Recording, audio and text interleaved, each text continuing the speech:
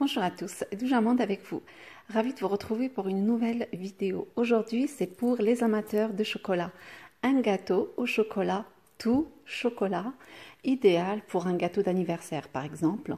Donc sans trop tarder, passons tout de suite à la recette. Je commence par faire chauffer 25 centilitres de crème semi-épaisse. Je l'ajoute sur le chocolat, 300 g de chocolat.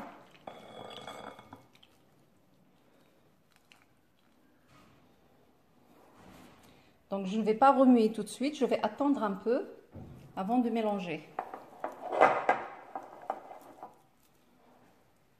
5-10 minutes après, je mélange.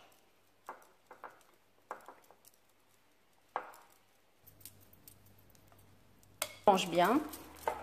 J'attends que ça refroidisse à température ambiante, puis je place ça dans le frigo en attendant de préparer mon gâteau.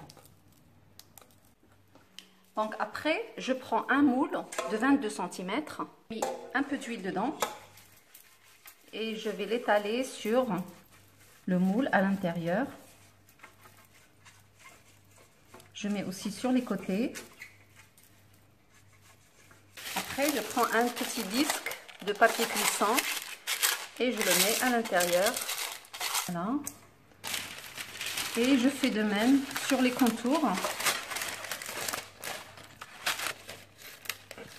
Je vais mettre un peu ici pour qu'il puisse tenir. Voilà. Là, c'est impeccable. Pour le biscuit, je vais avoir besoin de 4 œufs, 280 g de farine, 100 ml d'huile, 120 g de sucre, 180 ml de lait, 30 g de cacao amer, équivalent de 3 grandes cuillères, un sachet de levure chimique et 2 sachets de sucre vanillé ou bien de la vanille liquide. Dans un bol, je mets les œufs.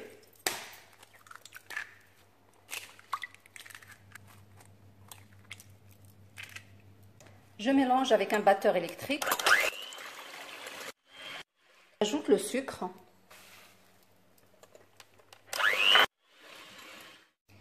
Et je continue à battre jusqu'à ce que le mélange triple de volume et blanchit.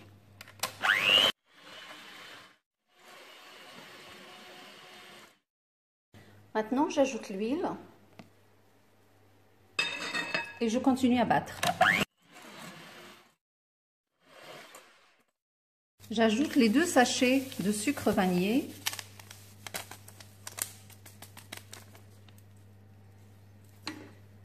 Et je mets le lait. Je mets le cacao amer.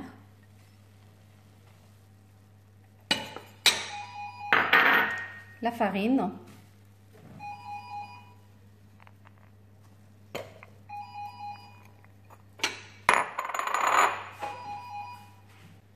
Je mélange tout doucement. Je mets le sachet de levure chimique.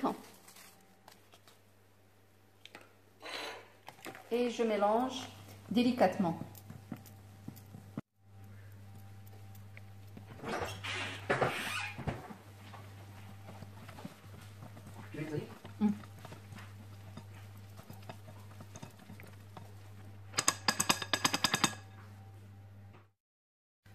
Je continue à mélanger avec une maryse.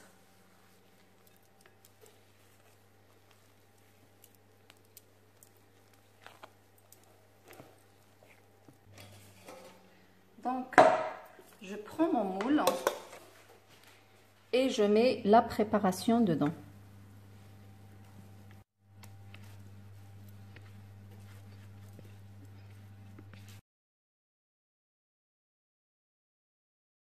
Et c'est parti pour une cuisson qui va durer entre 35 à 40 minutes à peu près. Donc, ça dépendra des fours. Donc, avant de l'enfourner, je tapote un peu pour chasser l'air. Voilà, et c'est parti au four pour une cuisson à 180 degrés entre 35 à 40 minutes. Du coup, le four, il n'a pas pris 35 minutes. Il m'a pris 28 minutes exactement et au milieu de cuisson, j'ai baissé à 175. Voilà, et pour éviter que le cake ne tombe en le sortant du four, là vous voyez bien que le four je l'ai éteint et j'ai laissé le four entrouvert. Je vais le laisser comme ça pendant 20 minutes. Après, je sors mon cake. C'est comme ça va éviter qu'il ne retombe. Voilà, une petite astuce. Donc, après les 20 minutes de repos dans le four, je sors le cake et je le mets sur le grill pour le laisser aérer un peu et refroidir complètement. Là, quand je le prends dans mes mains, je le sens vraiment très très léger. Ça veut dire qu'il va être bien aéré. Voilà, je vous le montre un petit peu sur le côté. Donc, une fois qu'il refroidit complètement, je vais le diviser en deux. Je le coupe avec un grand couteau.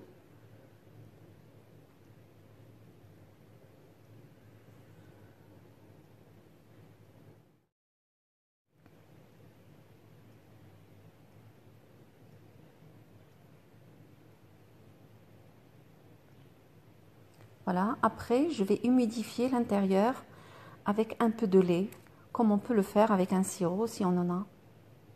Le sirop, c'est du sucre avec de l'eau.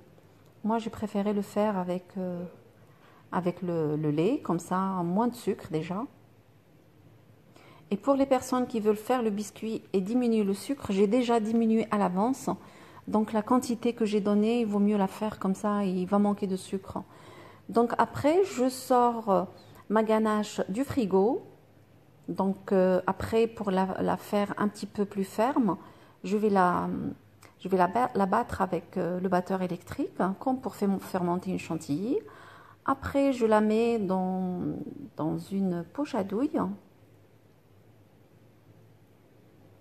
J'aurais pu la laisser telle qu'elle, mais je voulais qu'elle soit un peu plus ferme. Donc après, je la dispose sur la première partie du cake, la partie que j'ai humidifiée avec le lait. Donc j'ai mis une couche bien épaisse.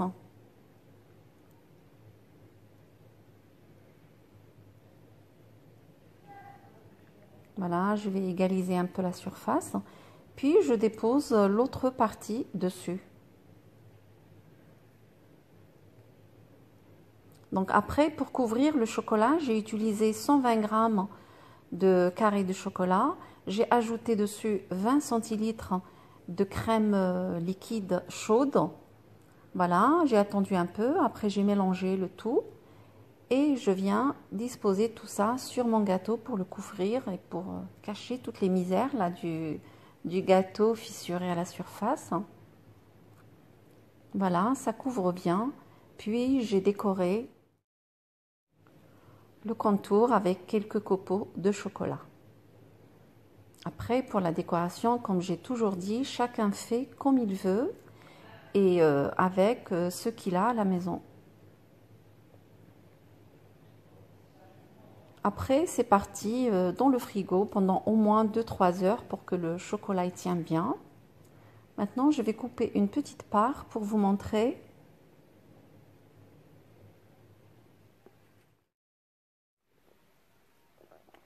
Et la dégustation se fait par mon cher époux qui est un très très grand amateur de chocolat. Donc, si vous prévoyez de faire ce gâteau, surtout il est vraiment idéal pour un anniversaire, il faut prévoir par exemple de le faire la veille parce que le lendemain il est encore meilleur que le jour même. C'est vraiment succulent, c'est autre chose le lendemain, c'est très très très bon. Je vous conseille de mettre cette recette de côté et puis l'utiliser quand vous en avez besoin.